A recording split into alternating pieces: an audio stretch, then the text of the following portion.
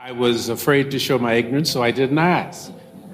I followed them. We walked toward the place where there was a building. When people think about Sidney Poitier, they often remember a man who seemed calm, confident, and respected wherever he went.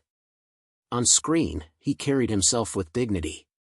He spoke with intelligence, moved with grace, and became one of the most admired actors in Hollywood history. To many viewers, he looked untouchable, like someone who had successfully climbed to the top of the movie industry and earned the respect of everyone around him. But the reality behind that image was much more complicated. Long before he became a Hollywood legend, Sidney Poitier had to fight battles that many people never saw. He entered the entertainment industry during a time when racism was deeply rooted in American society. Black actors were often pushed aside, given small roles, or forced to play characters that supported harmful stereotypes. Poitier refused to accept those limits. He believed he deserved the same respect as anyone else, and he spent decades proving that belief through hard work and determination.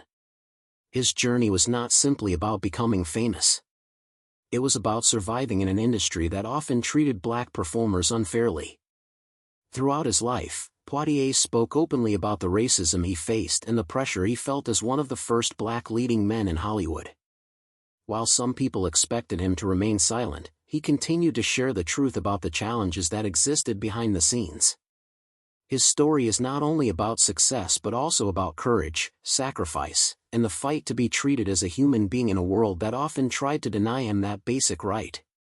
Sidney Poitier's remarkable journey began on February 20th. 1927, in Miami, Florida. His parents were farmers from the Bahamas who traveled to Miami to sell produce from their farm. His birth came unexpectedly while his family was visiting the United States. In fact, he was born 2 months early, and doctors were unsure if he would survive. His parents stayed in Miami for several months until he became healthy enough to travel home.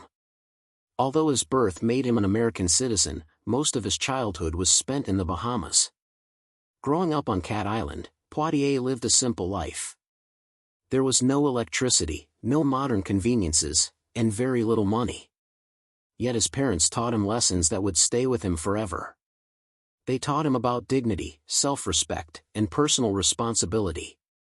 Even though they were poor, they never allowed him to believe that he was less valuable than anyone else. Those lessons became especially important later when he experienced racism for the first time.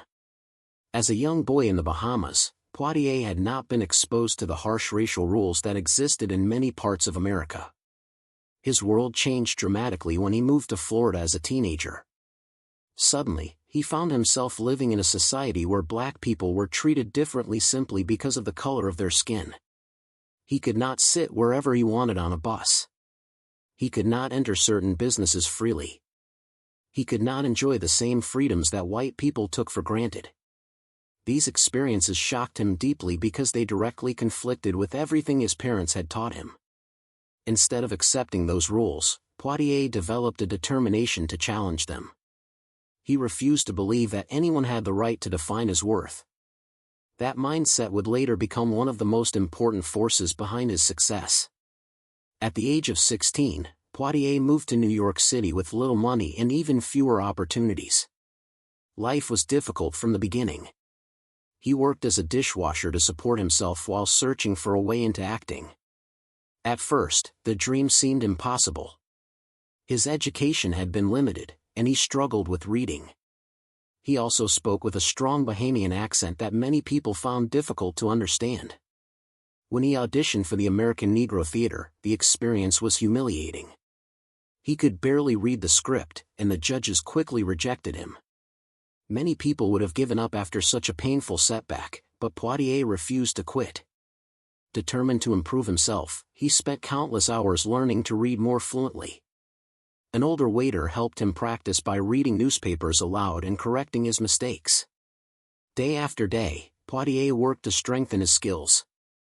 He listened carefully to radio announcers and practiced speaking in a clearer voice. Slowly but surely, he transformed himself. His determination paid off when he eventually returned to the theater and earned another chance.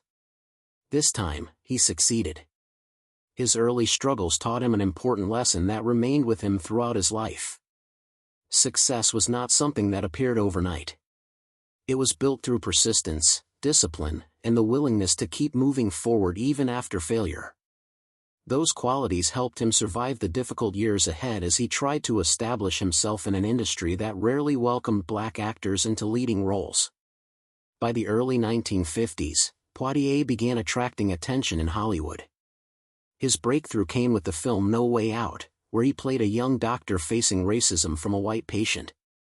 The role was significant because it presented a black character as intelligent, capable, and central to the story. At that time, such portrayals were rare.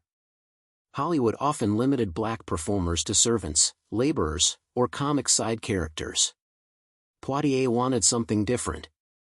He wanted audiences to see black people as complete human beings with intelligence, dignity, and strength. As his career grew, he appeared in several important films that challenged racial stereotypes. Yet success did not protect him from discrimination. Behind the scenes, he continued to face prejudice and pressure. Some people in the industry admired him, while others were uncomfortable with his growing influence. He found himself carrying a heavy burden because he knew that many audiences judged not only him but also an entire race based on his performances. Every role came with responsibility. If he made a mistake, critics might use it as an excuse to reinforce harmful stereotypes. As a result, Poitier carefully selected projects that reflected his values. He often turned down roles that he believed were insulting or damaging to black people. While this approach limited some opportunities, it helped him build a reputation for integrity. He understood that his choices could affect future generations of actors. Every door he opened made it easier for others to follow. Yet that progress came with a personal cost. The biggest turning point of Sidney Poitier's career arrived in the late 1950s and continued into the 1960s. During this period, he became one of the most recognizable faces in Hollywood. Films such as The Defiant Ones, A Raisin in the Sun, and Lilies of the Field helped establish him as a major star. Yet his rise was about more than entertainment. Every successful performance challenged long-standing beliefs about who could be a leading actor in American movies. In The Defiant Ones, Poitier starred alongside Tony Curtis in a story about two escaped prisoners chained together while trying to survive. The film forced audiences to confront racial tension directly, and Poitier's powerful performance earned widespread praise. His success continued when he starred in Lilies of the Field, a role that made history. In 1964, he became the first black man to win the Academy Award for Best Actor in a Leading Role. For many people, the victory represented progress and hope. Newspapers celebrated the achievement, and Hollywood praised him as a groundbreaking performer. However, Poitier understood that the situation was more complicated than it appeared. Winning an Oscar did not suddenly erase racism from the industry. In fact, he sometimes worried that Hollywood was congratulating itself without making deeper changes. He feared that the award might encourage studios to see him as an exception rather than a sign that opportunities should be expanded for all black actors. Despite his historic success, the roles offered to him often remained limited. Many producers preferred characters who were calm, noble, and non-threatening. Poitier appreciated positive representation, but he also wanted the freedom to play a wider range of human experiences. He recognized that true equality would not exist until black actors could portray complex characters without constantly carrying the burden of representing an entire race. The year 1967 became one of the most important years not only in Poitier's career but also in Hollywood history. During that remarkable period, he starred in 3 major films that achieved enormous success: To Sir, With Love, In the Heat of the Night, and Guess Who's Coming to Dinner. Each film dealt with social issues and race relations in different ways, and together they transformed Poitier into the biggest box office star in America. In To Sir, With Love, he played a teacher who helps troubled students discover discipline and self-respect. Audiences connected with the warmth and intelligence he brought to the role. In Guess Who's Coming to Dinner, he portrayed a successful doctor engaged to a white woman, creating a story that challenged attitudes toward interracial marriage. The film arrived shortly after the Supreme Court struck down laws banning interracial marriage, making its message especially powerful. Yet perhaps the most influential performance came in the heat of the night. Poitier played Virgil Tibbs, a skilled detective investigating a murder in Mississippi. The character refused to accept disrespect, even when surrounded by racism. One famous scene became a defining moment in film history. After being slapped by a wealthy white plantation owner, Tibbs immediately slapped him back. Such a moment was almost unthinkable in mainstream Hollywood movies at the time. Poitier insisted that his character would never quietly accept humiliation. The scene became a symbol of dignity and resistance, showing audiences a black man standing up for himself without apology. For many viewers, it represented a cultural shift. It challenged decades of stereotypes and reminded people that respect must be earned and returned equally. The moment remains one of the most celebrated scenes in American cinema because it captured something larger than a simple confrontation. It reflected a growing demand for justice and equality during a period of enormous social change. Although millions admired Poitier, his success also brought criticism from different directions.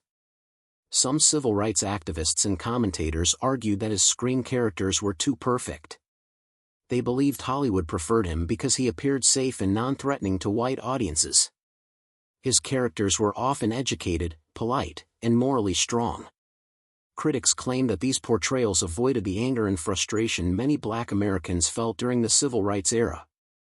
Poitier understood these concerns, but he also recognized the difficult position he occupied. He was working within an industry that still placed strict limits on black performers. If he appeared too aggressive, studios might refuse to hire him. If he remained calm and dignified, some people accused him of being unrealistic. He found himself trapped between conflicting expectations. Yet Poitier believed that his work still served an important purpose.